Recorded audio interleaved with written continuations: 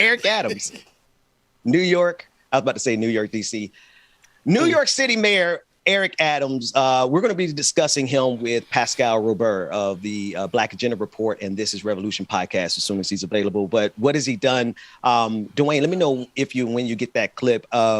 He's basically, I don't know who this guy thinks he is. Let me just start there. He is trying to present himself as a black man, a Democrat, which I don't care about the Democrat part, like, well, whatever, but he ran as a Democrat. But now he is so ultra police, so pro police, which I would argue he's always been pro police. So I don't know why New York would have elected this man, but he's the mayor. He's so pro police. He was talking about bringing stop and frisk back. I think he said he was joking about that. But I want you to listen to this clip as we get ready for our next guest. And he's discussing how he wants to train New Yorkers to respect the police and keep their distance when filming police officers. And he said, if your iPhone is bad, get you a new iPhone because you don't have to get that close to his police officers when they're beating up citizens and you're trying to film it. That's the latest from Eric Adams. He just said it yesterday. Let's hear it from his own mouth. With policing and other crimes with others, if people didn't document it, what's your message to the community when they want to document what's going on with trying to stay safe, getting guns off the streets? Without a doubt, and that is one thing that we're going to do. We're going to teach the public how to properly document. If an officer is on the ground wrestling with someone that has a gun, they should not have to worry about someone standing over them with a camera while they're wrestling with someone. If an officer is trying to prevent a dispute from taking place and de-escalate that dispute, they shouldn't have someone standing over their shoulders with a camera in their face, yelling and screaming out there at them without even realizing what the encounter is all about. There's a proper way to police and there's a proper way to document. If your iPhone can't catch that picture with you being at a safe distance, then you need to upgrade your iPhone. Stop being on top of my police officers while they're carrying out their jobs. That is not acceptable and it won't be tolerated. That is a very dangerous environment you are creating when you're on top of that officer who has an understanding of what he's doing at the time, yelling police brutality, yelling at the officer, calling them names. Now he has to worry about who's behind him. Is he part of the process that he's trying to de-escalate? That has gotten out of control. You can safely document an incident, but we can use that footage to analyze what happened. But that's not what's happening right now in our city. We're finding people who are standing on top of the officer while he's involved in a dangerous encounter. Not acceptable. It's not going to continue to happen. He said, yeah, man. He said a lot there. Joining us now to discuss is Pascal Robert. He is of the Black Agenda Report, and This Is Revolution podcast. First and foremost, good morning to you, brother. How are you? Good morning to you, Brother Ben. Good to be on your show. Good morning to you as well, to your co-host. Glad to have me here. Good morning. Absolutely. Good morning. Brother, we've been talking, and you describe Eric Adams as the neoliberal corporate Democrat trial balloon who is sent to crush and smash the progressive wing of the party, the Sanders wing of the party. Now, when I read that, I said yes and amen and come on the show and talk about it. Tell us why Eric Adams is this new wave of attack against actual progress, not just for people in general, but for Black people specifically. Well, to do this, I think we have to put things in a certain context of the evolution of Black politics and the Black political class, particularly in the last 20 years, all right? We basically went from a paradigm of the Black political class, and the Black political class, for your audience who don't know, are the elected officials and also the social superstructure that exists in the Black community around civil rights organizations, the Black church, membership organizations, fraternities, sororities, and so on and so forth, that buttress the political establishment as well as the ideological and political choices that exist in the Black community in terms of what kind of options we have. And they basically act as what you would call a buffer class. class that buttresses support traditionally for the Democratic Party and promotes policies usually to their benefit in exchange for patronage that I pejoratively call fatback and biscuits to their betterment, and usually to the detriment of poor and working class Black people.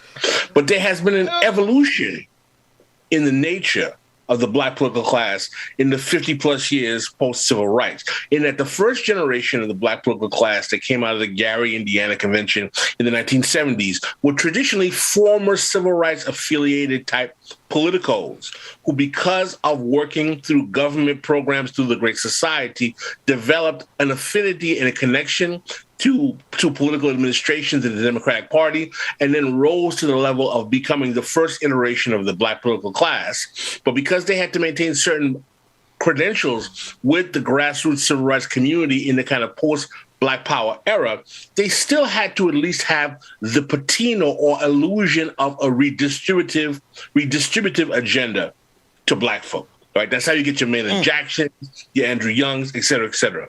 So I'm trying to be quick here because I know time is of the essence. So I'm trying to go through this lesson.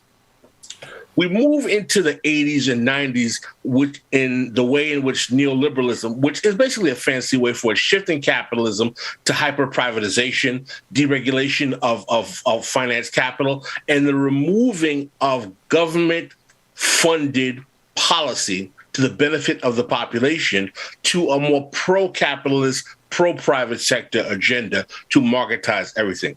In that era, what we have to understand is that Black politics reflects that change in the nature of capitalism in America. And what we find is our Black political officials, particularly what we call the urban regimes, because, some of your audience may not be old enough, but I'm old enough to remember where in a time where every major city in America had a Black mayor.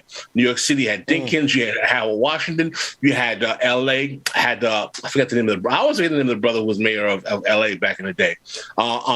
Atlanta, so on and so forth. So there was a proliferation of Black mayors in these cities, but because these cities were basically transforming into a period of neoliberalism where they did not have the same kind of government largesse as they did in the 50s, these guys unfortunately had to oversee much austerity type politics that disadvantaged working class and poor Black people, and also govern over regimes of mass incarceration, because Black people in a period of economic precarity due to neoliberalism, the poor are going to be sacrificed to mass incarceration.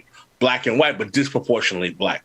So that is the first shift of the Black political class away from what we saw in the 70s, where they could at least pretend to have a redistributive agenda, right? And then in the 90s, with the rise of democratic neoliberalism, the Black political class pretty much embraces neoliberalism because they're reacting to the fear of the Newt Gingrich Republicans. That's right. Bill Clinton is the first Democrat who wins after 3 presidential elections where you have Republicans having won. Reagan 80, Reagan 84, Bush the first 88. And those regimes were so right-wing, and you know this story as well as I do, Ben. The Democratic Party embraces the Democratic Leadership Conference, pivots to the right, supports corporate agenda, tough on crime, tough on Black people politics, and takes us into the 25, 30-year spectrum of Democrat-led neoliberal politics that's even worse for Black people, quite frankly, right? Okay, so the Black political class shifts in that way as well. What we see in the millennium is the rise of the first generation of truly neoliberal Black politicians. One of the things my mentor, Bruce Dixon and Glenn Ford, used to talk about is that there was a trial balloon of about 5 candidates to become the first Black president, and they all have very similar politics and aesthetics. Cory Booker, Barack Obama, Arthur Davis, Adrian Fenty, and Harold Ford Jr. All elite Ivy League educated or proximate, all very pro-corporate charter schools, all very highly financed by corporate America, all very pro-growth, pro-capitalist, pro-big business type politics, and all using respectability politics, pull up your pants type rhetoric. Very common. Michael Nutter was a Philadelphia manifestation of that politics. So that's like the third iteration of the Black political class. And we see what that got us, which is the rise of Obama, which some of my mentors and teachers like Bruce Dixon used to say was the death knell of Black politics.